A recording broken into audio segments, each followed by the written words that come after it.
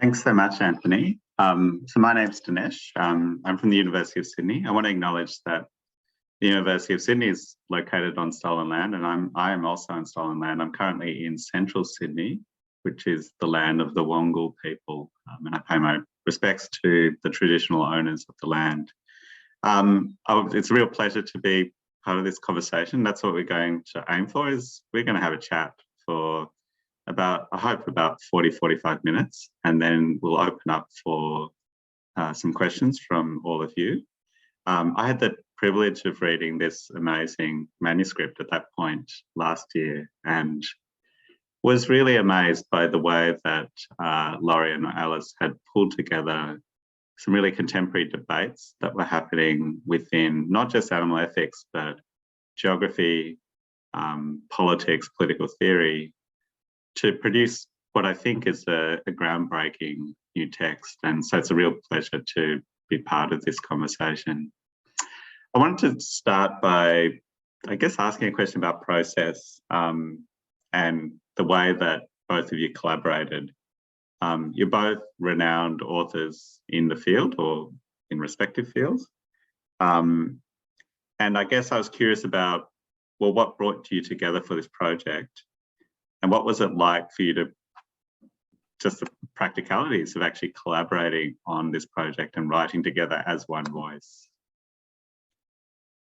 Thank you, Dinesh. That's a really gracious and generous question. And I can say a bit about the specific history of our book, which we very much arrived at the idea of together. And I should say also that we tell a brief version of the story at the beginning of the book also, but it takes us back to the spring of 2018 when we both happened to be living in Princeton, and we'd known each other professionally and also been friends for some time.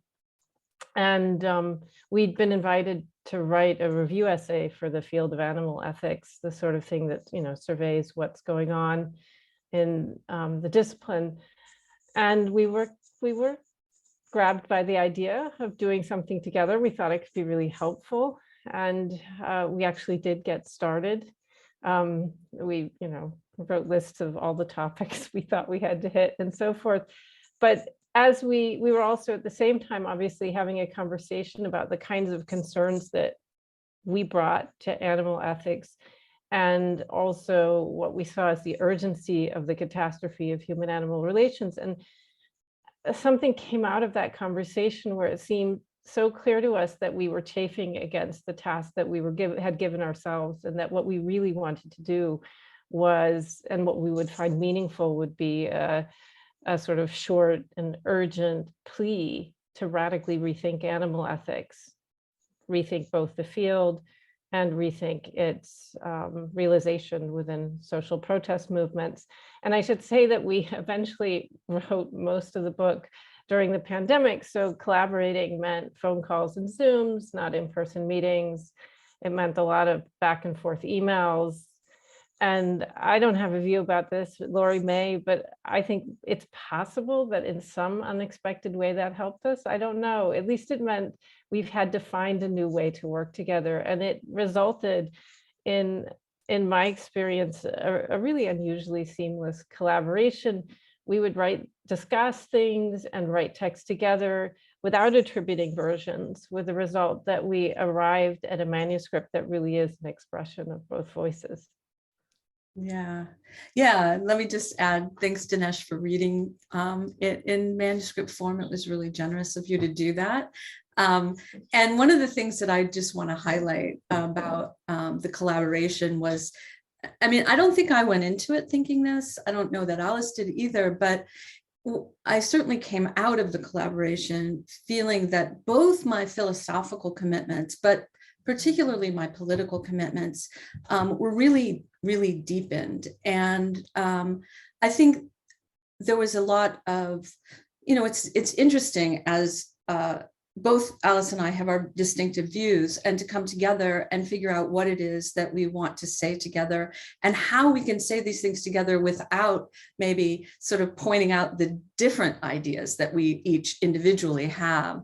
That was wonderful, incredible intellectual exercise, but it was also really important in thinking about what collaboration ultimately means, given that we need to collaborate to make change in the world.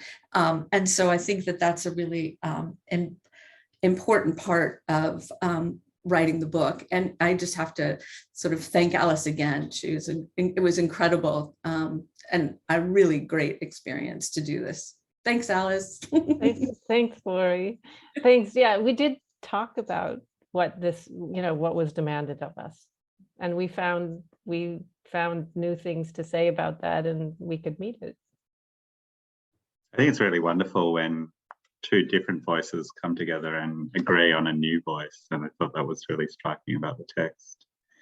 You did mention, Alice, like the project of transforming ethics. So both of you are known for your work in ethics, and the book has a substantial contemplation of, some of the origins of, I guess the contemporary animal movement has, as you both know, is founded upon a particular vision from animal ethics debates in the, say, 70s and 80s.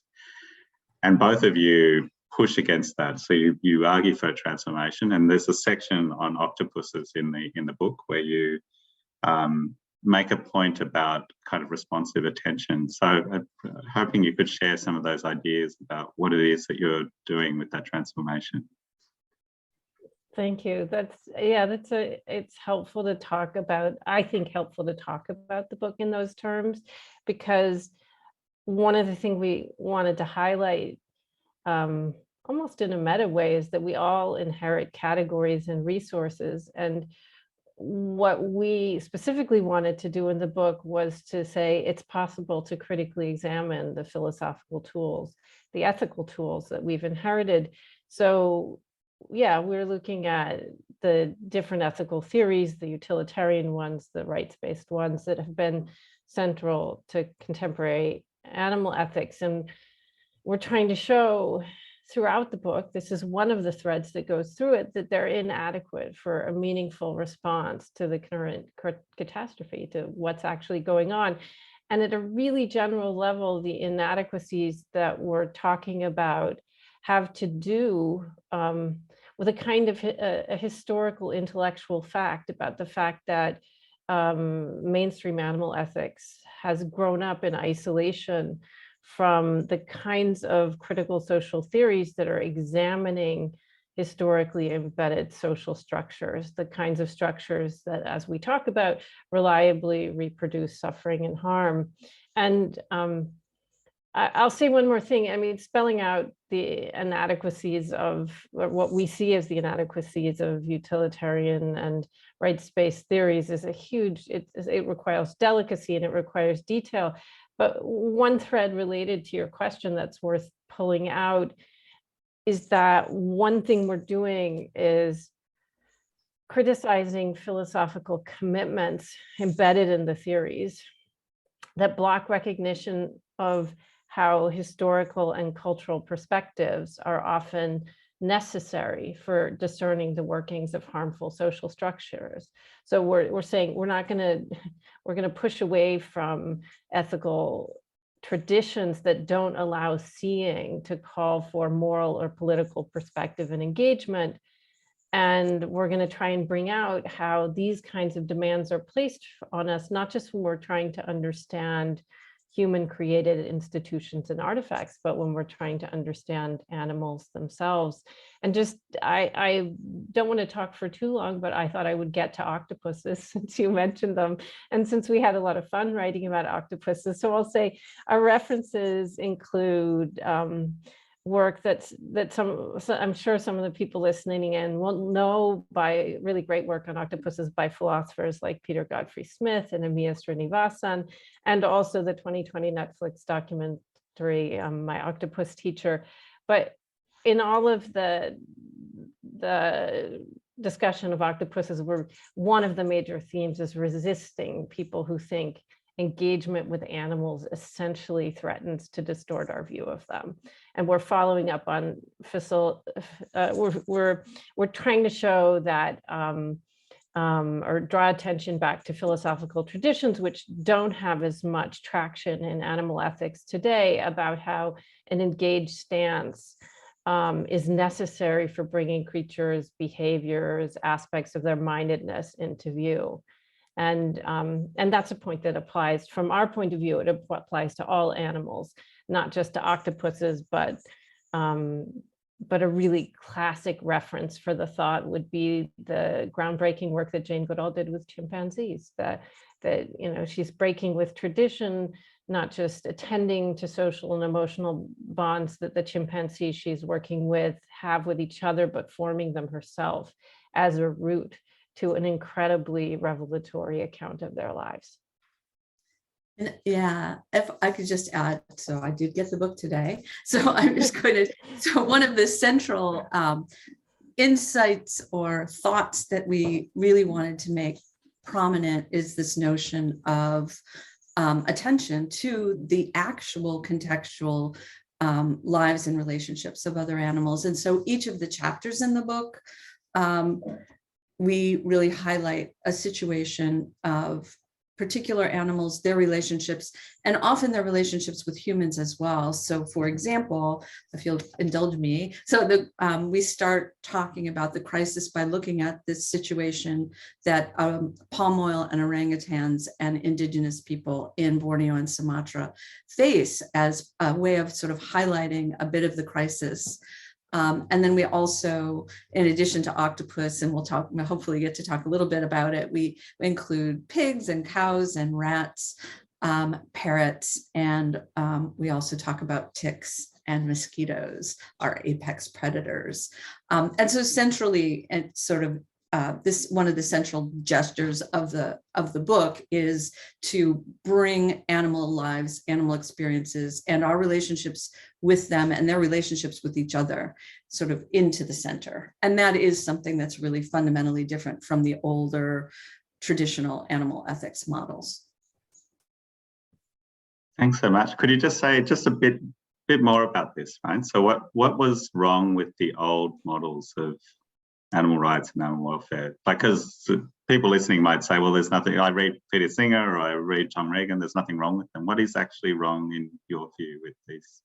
Well, I think, I think Alice said a little bit about this, but it's worth highlighting, and that is that really ethics as it's done in the philosophical tradition, and it's not just old, we say it's old, but it's something that happens in our classrooms still, is really conducted in isolation from both social and political traditions, but also in isolation of the concrete context in which ethical problems appear.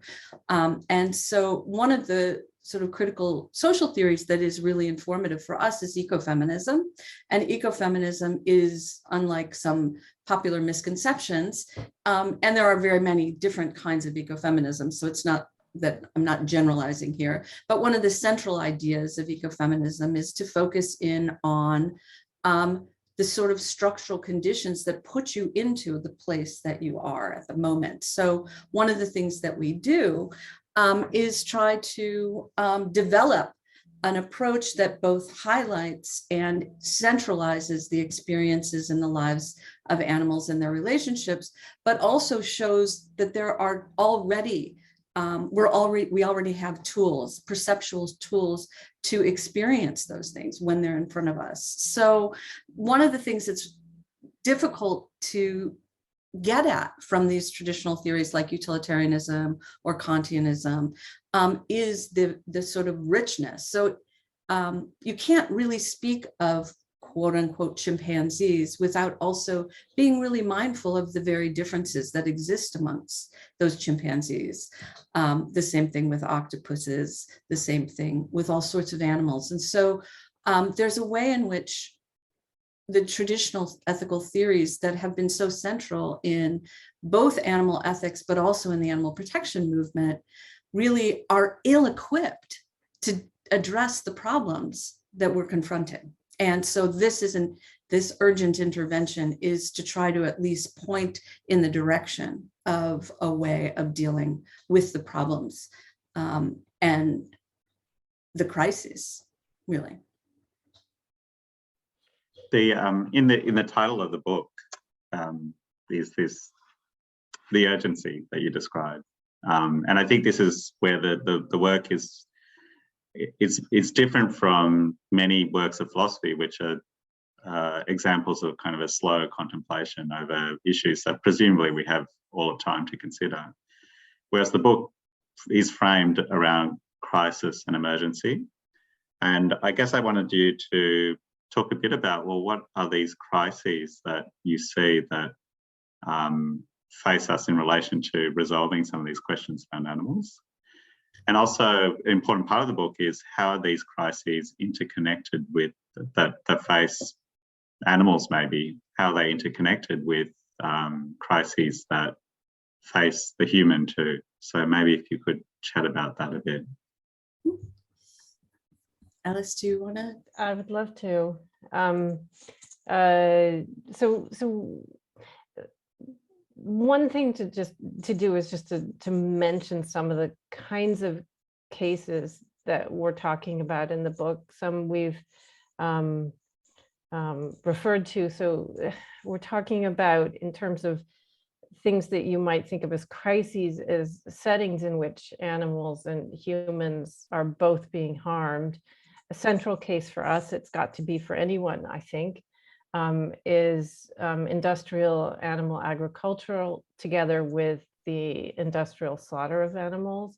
But we're also, as Laurie said, talking about the palm oil industry and deforestation for other projects of human development. We talk about the trade in exotic animals and so forth. One thing that I think are, at least, Laurie can weigh in if she wants to, but the way I have a feel for the language of our project is that we're not wanting to talk about these individual kinds of settings.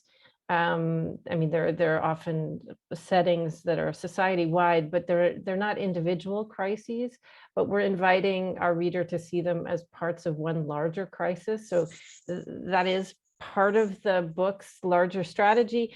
Part of it is indeed combating ideologies that make it difficult to see these individual cases in which the mistreatment of animals and the subjugation of human beings go together. But we're also trying to show that even once you get, say what's happening in industrial slaughterhouses into view and how that's harming human beings and animals in really grievous ways, you're not going to understand the significance of what you're seeing if you don't also do the critical work to see that the connections, they're not accidental, they're not one-off, they're structural and systemic. And in that's what it means to say they're part of one larger crisis. And I won't go back into the discussion of critical social theories and ecofeminism, especially with a kind of, I don't know, Marxist inflection that Laurie was just talking about. But the idea is that we do have critical social theories that with an incredible historical lens that help us to see social structures that in market organized societies account not just for the conjunction of harms to animals and harms to human beings, but for their systematic repetition in different parts of society. So it's slightly abstract, but this book is not abstract.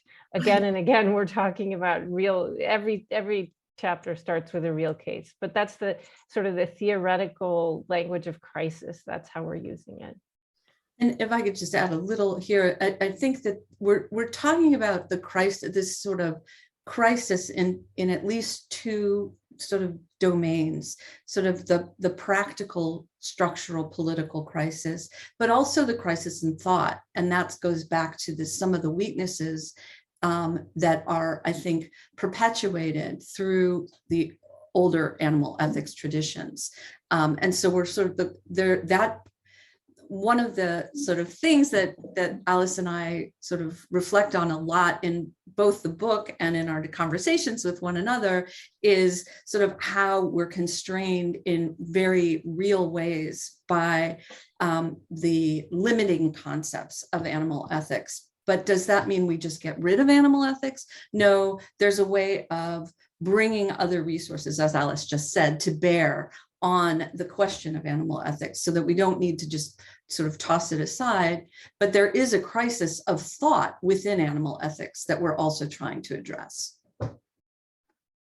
Thanks so much for that. And so just something Alice mentioned is the book is, I mean, to just put it in a Marxist way, very material. It's very much concerned about situating the theoretical debates within actual concrete stuff that is happening. So I wanted you to maybe drill into that a little bit more and swing towards that sort of the concrete realities. And there's a fair bit of conversation, of course, in this book about industrial animal agriculture. And Alice just mentioned the effect of, I guess, sort of industrialization and the capitalist system, if you like, coming together to produce this sort of horrific reality for animals. So I was hoping you could maybe talk a bit about that and some of the impacts for, you know, cows and pigs and chickens and fish in this reality. Thanks for mentioning fish. I know that you do a lot of that mention of fish in your own book, and your work on this is so important as well, Dinesh. And so in chapter 2, we talk about the meat packing plants in the conditions of the pandemic, which was a really sort of interesting case. We speak specifically about pigs. And we also talk about workers, because in slaughterhouses in the US and meat packing plants in the US, during the height of the pandemic, these were sites that were called hotspots. And so many people, usually people of color, immigrants, working people, were being forced to go to work because they were quote unquote essential workers, killing animals. And also themselves taking tremendous risks in the ordinary course of things, physical risks, because it's a very dirty, risky business that people engage in. But also in this case, they were exposed to COVID, and it was during a pre-vaccine period. So it was a really, really difficult time. And we talk about that in chapter 2, but we also highlight the way that the various ideologies that we've been discussing actually make it so that we can't see the animals in those plants, and we can't see the workers either. They're obscured, hidden in these sort of nondescript buildings that you might drive by and see a little cement pig out front, but you won't actually know what's happening. And so we get into a little bit of the ways in which both the conditions for the workers and for the animals, we talk a little bit about those conditions, but we also talk about the larger ideological sort of structures that force us not to see what's there. So ag laws, for example, the use of what Carol J. Adams calls the absent reference sort of terms of art, like hamburger, pork, filet, and you lose sight of the animal. So we try to unpack the ways in which ideological forces keep these conditions out of our minds, out of our sight, and out of our minds. And I think that this is one of the things that is really important to focus on, both the ways in which the people and the workers are treated. And one of the things that Alice and I have done in this is to highlight some of the ways that even the farmers themselves, who had to kill their own pigs because there was a backup in that production process, this is something that I think, even though I've been working on this for a long time and Alice has been working on this for a long time, we didn't really think about that the farmers themselves who had to kill the pigs, not for meat, but because there were too many, really had some sort of psychological breakdown. So this is something that is really sort of puts this practice in a very different frame, as it were. We also talk in chapter 3 about so-called humane dairies, which are not humane at all. And we explore the ways in which, again, traditional animal ethics isn't able in any real way, I would suggest, to address these problems about the ways in which these animals are just replaceable. And the relationship, we talk about two different pairs of really brave mother cows who do everything they can to protect their children in this so-called humane world of ethical cheese and ethical dairy. And I think that these are really important sites, both the industrial site and the more humane sites or so-called humane sites of profound violence that's really out of our minds. And we're trying very hard in chapters 2 and 3 and throughout the whole book to bring those into view more clearly. That was excellent. You don't have anything to add, Alice? Oh, well, I mean, I do think that one thing we can, this is not really an addition, just continuing with Lori, because I thought what she said was perfect, but she talked about some of the cows. We talk about the individual cows. This matters a huge amount because one of the things that we come back to again and again is somehow how even looking really closely, even attending to these situations in which animals are harmed, it's hard to see the animals. And so I was going to say, we also talk about a couple of really amazing pigs at one point in the book who show up in a really sort of searingly beautiful, tragic book. Danny Sellermeyer's 2021 book, Summertime, which is just a way to highlight the work of an author who's trying to capture the enormity, in this case, the enormity of what happened to domestic and wild animals as well as human beings during the 2019-2020 Australian bushfires, but to bring out what it is to take in the enormity of a tragedy, a horror that that affects billions, kills billions of creatures by focusing on the loss of an individual pig. And it's, so I just, for both of us, I know these parts of the book are important because they invite us into an exercise that we're so often not ready to undertake. Yeah, and I just want to build on that because one of the really, so in addition to thinking about the ways in which we need to focus in on sort of individual animals, their relationships with one another and our relationships with them in this sort of ever-growing outward circle, there's also, you might ask, well, what are the skills that'll help us see better, given all this obscurity, given these sort of ideologies that are operating and have operated to keep these structures clearly from view?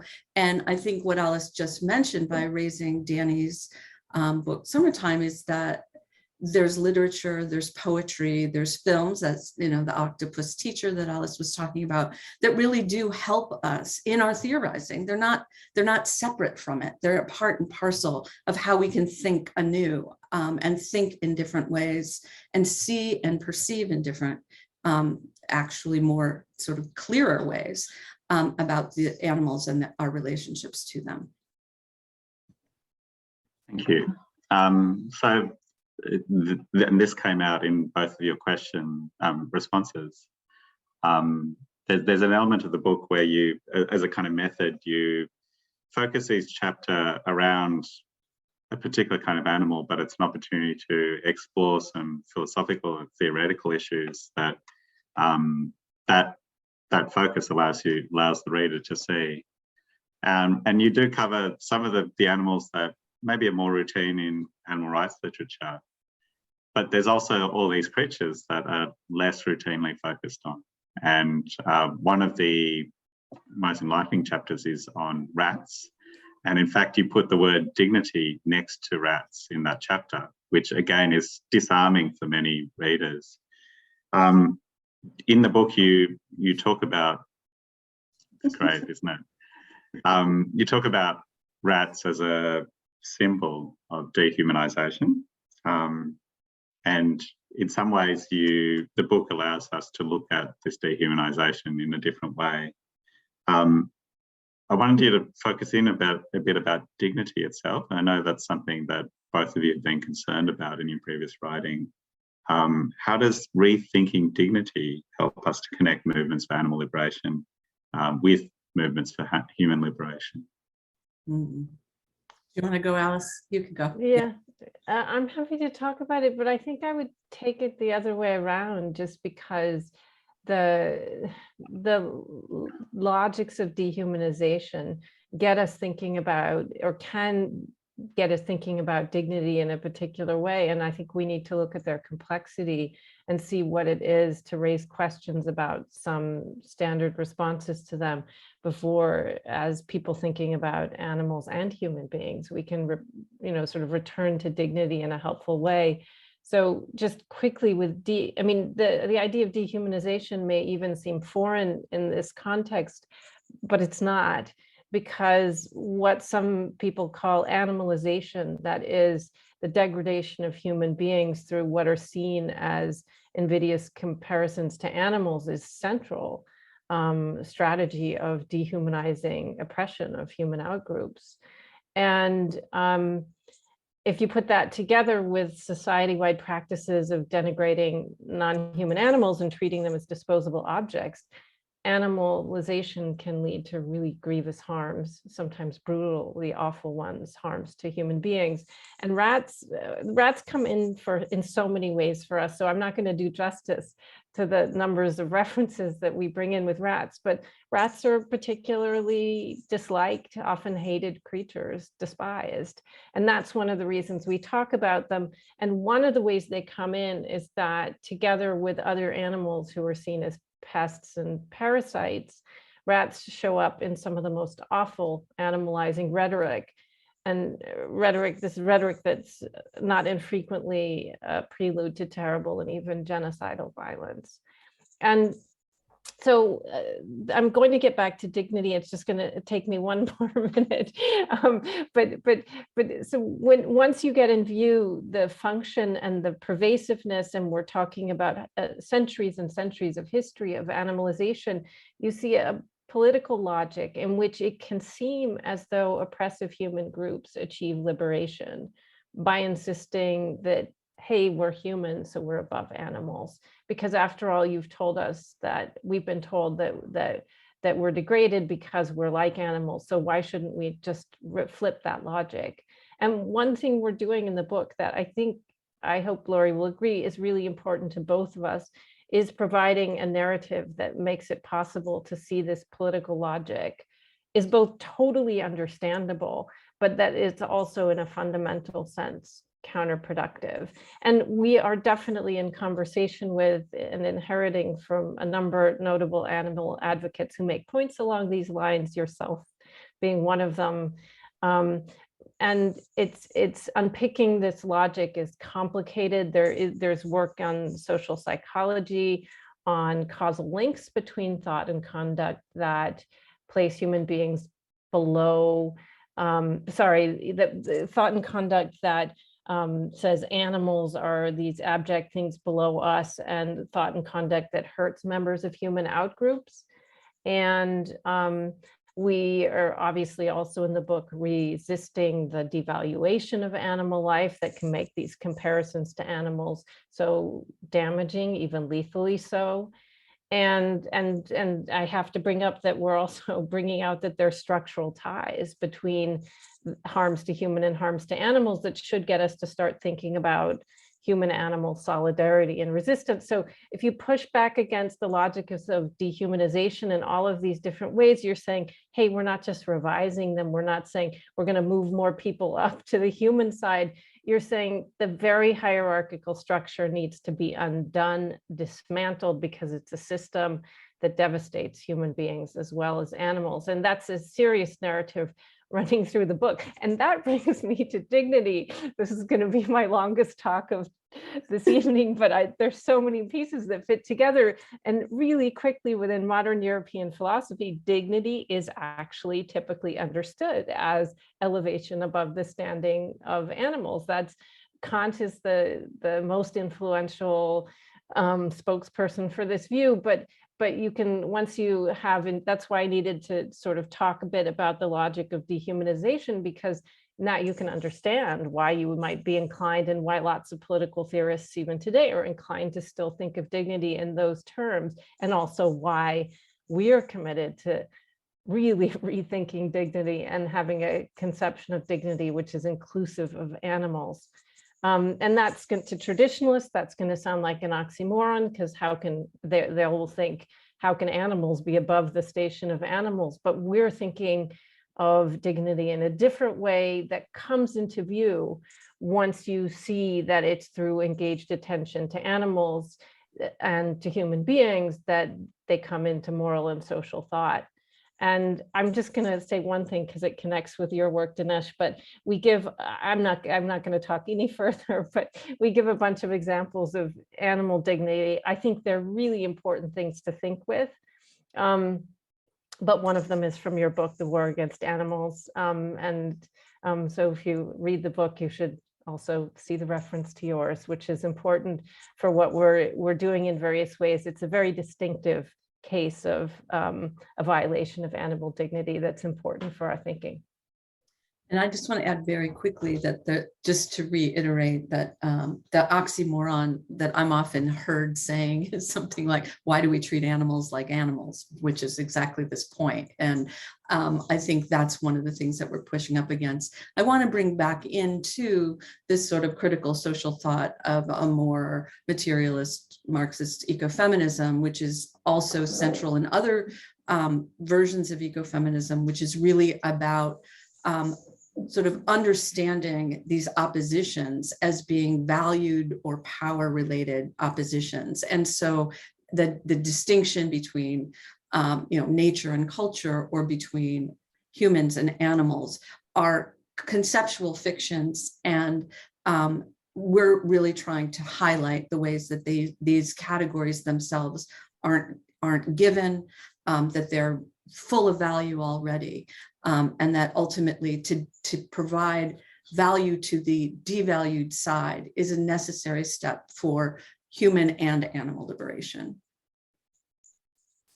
Thanks so much, Laurie.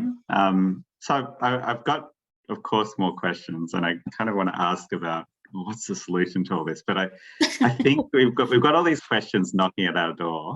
So just to remind people, if you've got questions, pop them into the Q&A. So hit the Q&A button and pop them in there. But I thought we might just work through some of the questions that have arrived so far. So thank you for those who've put them in. We've got a question from Naomi Sheeman, which is, how much of writing in a joint voice was a matter of finding common ground, and how much, if any, was a matter of changing your minds to lead to agreement, learning from, persuading each other? I'll start with that. I mean, I think a lot of the writing, I mean, all of the writing was actually, both of us were writing together. As Alice said at the outset, we shared the process. I think we did make, I mean, I feel like my political and philosophical commitments were really deepened and changed through the writing process. There are, I think this is true, I'll let Alice say, there is a certain kind of place where we still aren't in the same area, although Alice told me that she wrote me a paper to try to convince me. I haven't seen the paper. I didn't write it. I'll give an example. This is an example that speaks to Naomi's question. And by the way, hello, Naomi. Nice, really nice. I can't see you, but it's nice to hear from you. One of the things, so we found, I think we knew each other's work. So we knew there was a lot of room for, I mean, what we saw as fundamental agreement going into it. And then we also knew and even discovered that there were concepts and categories that each of us used that the other was uncomfortable with. And one of the terms in my work that was a problem and is not really used much in the book, I mean, it might, you could do a word search, maybe it shows up somewhere, but it's the word objectivity. And I know the kinds of things that bother Laurie about it, but I'm writing another book anyway, and I start by telling a genealogical story. I'm sort of agnostic about whether we should use the term or not, but but I used the conversation that we'd had and the sort of provocation of her discomfort to say, well, this is a project I've been meaning to do. Now I'm going to do it. I'll show it to you sometime. But it's called Objectivity's Politics, and it's genealogical. It's an acknowledgement of places in our culture where objectivity gets used in ways that are insidious. They're seen as racist. They're seen as elitist. And it's about why that is, and philosophically and politically how it happened. So that's the kind of thing that we dealt with, and that's what Laurie means, I think, when she says it became productive for us. Not that we obviously backed off some of our own preferred ways of speaking to find a voice that was ours together, but we also used the occasion to learn about how am I going to tell the story about the terms I do use so that I can make them more accessible to the person I'm working with. Thank you. And we have another question from Neha Savant, who asks, I appreciate this conversation and agree wholeheartedly that animal and human health and care are undeniably interconnected. I work within the field of urban wildlife ecology in New York City, and I'm curious if you can speak to how a perception of scarcity, of money, of capacity, etc., affects the implementation of your ideas on animal ethics, especially when they can be in competition with human interests. It's a good question, and it's a question that we actually do address in most of the chapters, I think, but I'm thinking particularly of our last chapter when we talk about ticks and mosquitoes. And the reason that we decided to, well, one of the reasons that we decided to include ticks and mosquitoes in our chapter, the chapter's called Ticks Politics. And one of the motivations is that we really don't think these are easy answers, but there are easy answers, that there are conflicts between and among animals. There are conflicts between and among humans and animals. And we're not providing some prescription that's going to be contextless or abstract or from the point of view of the universe. There are going to be very difficult conflicts, and we are well aware of those conflicts, and don't have sort of easy pat answers. There's not a formula or a calculus.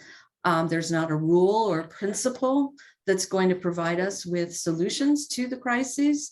But there are all sorts of gestures and all sorts of political action that can help us to start to think about our ways of moving beyond these conflicts. And I guess one that I'd like to just highlight is that these things aren't actually zero sum, that it's not the case that it's either or, that we can in fact figure out ways of being in solidarity, being connected, and that in some cases, there's going to be a loser, and we understand that. I think the issue of mosquitoes is really sort of central. If you think about the mosquitoes as our apex predators, the mosquitoes have killed more human beings than anything else ever. So it's not that we're saying that there's going to be, as Alice likes to put, some peaceable kingdom where we're having a nice sort of time with mosquitoes. We don't think that's really going to happen. And so I think what we're trying to do is open up new ways of thinking about how to address these crises, not prescribing a calculus or a principle that will provide us with an answer. Thanks, Laurie. Jamie Woodhouse asks, is there a risk that some people might misuse richer, entangled relational perspectives as excuses for inaction?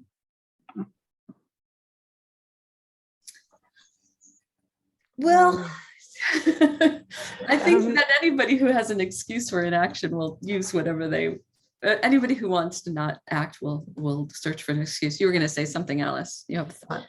Oh, I was just thinking, I mean, certainly what Laurie said is true, that people don't need excuses for inaction. And I think I want to go to what's true, what's possibly driving the comment is Dinesh was asking us earlier, and Lori answered this question really nicely, but what's problematic about some of the existing, central approaches to animal ethics? And even though we talk about both utilitarian or welfarist strategies and also rights-based ones, there's a sense in which welfarist strategies have been hugely influential within the field. And one of the comforts they give to people is that they can seem to provide a kind of calculus that someone else could do for you to figure out, what should I do with my time, my energy, my actions in order to intervene to have the biggest impact in terms of reducing suffering or bringing more pleasure to more enjoyment to animals or human beings and animals. Now, for us, these approaches are problematic because and this is something that Dinesh has also written about, because they are often ways of fiddling with a system which is incredibly damaging by itself, in effect, keeping it going. So perpetuating a system which is intensely harmful to human beings and animals. But there you have a sense in which at least an antecedently formulated theory that you can apply to all cases, even if it's difficult to apply, is going to make it seem easier for you to intervene. And so we are suggesting that judgment is called for. I think it's an underestimated, I think we both think it's an underestimated term in moral thinking and social thought. You need judgment to respond to individual cases. And so I suppose when you're telling people that being an activist or being involved, being appropriately critical and appropriately responsive takes work on your part, they can use that as an excuse. And that is what we're saying, that these cases aren't easy and they require judgment. And I just want to add a tiny little bit more here too, that is that the part of the motivation for us bringing our we each have worked independently on some of the pitfalls of traditional ethical frameworks, but part of the reason we wanted to work together is to try to highlight the ways in which we can see these things fundamentally differently, right? And I think that as I think what Alice was just saying is really exactly right, that it's messy, there are moral remainders, and we don't even have the tools for addressing the ways in which sometimes what we end up doing is going to sort of help us get through something, but it's not as if it's finished, it's not really done.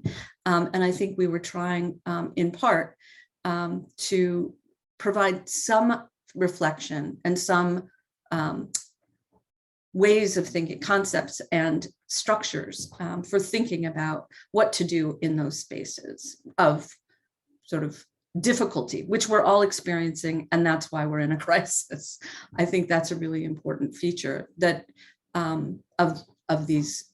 Yes, it's messy, but that's how it is. That's really just how it is. Pretending it's not, abstracting away from that is part of the crisis of thought. Thanks so much, Laurie. We're fast approaching time, and we'll see if we can get through one or two more questions that have come through. There's a question here from Simon O'Rourke, which it starts to get to maybe the question I wanted to ask if we had more time, which is, what are the solutions? And so Simon asks, when thinking about eating animals, do you think that the animal food industry can be reformed along the kind of lines advocated by someone like Michael Pollan? Or is the only solution veganism? So I think I'm going to try to not talk so much. So I'm going to be quick, but it's very hard. I have a lot to say about this. I know Alice has a lot to say about this, but I mean, one of the things that I've been finding really important in thinking about these issues is that in our own contemporary context, where we're able to use Zoom and imagine that we have other healthy things that we can consume, it doesn't really seem that we can engage in practices that reinforce and uphold these violent, systematic, undignified ways of dealing with other beings. And so it strikes me that it's very difficult in our contexts to imagine that we could participate in a slightly reformed industrial food system and think we're doing the best we can do. It's the kind of reform that we've seen already. Cage-free this or cage-free that is just promulgating this violent system. I heard recently that some of the cages that are no longer used in places like California get sent to parts of Asia and Africa so that they can start caging animals for bringing up industrial animal production.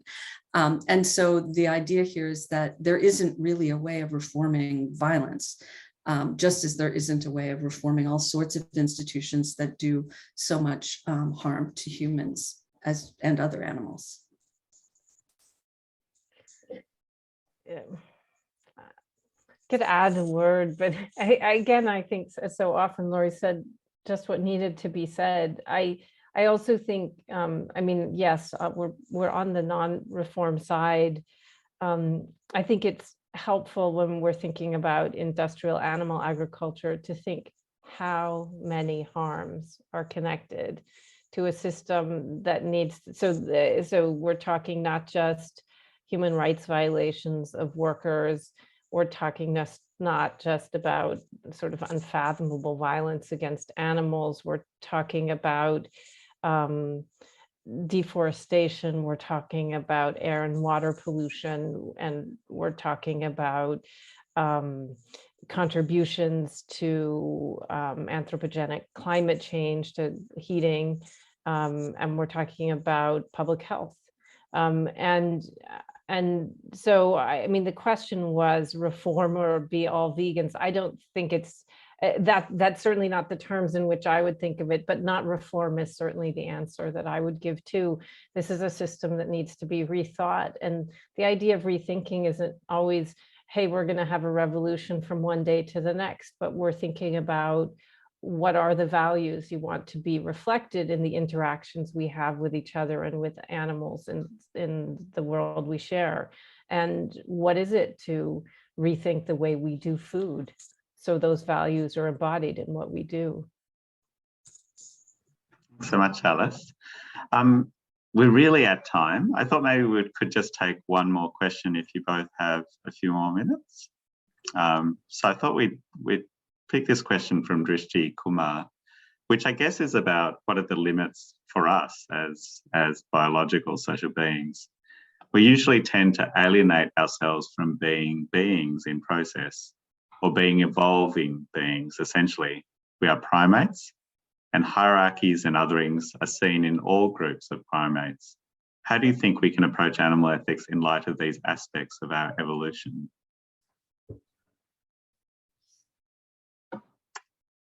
Do you want to start? Do you want to answer? I'm happy to start.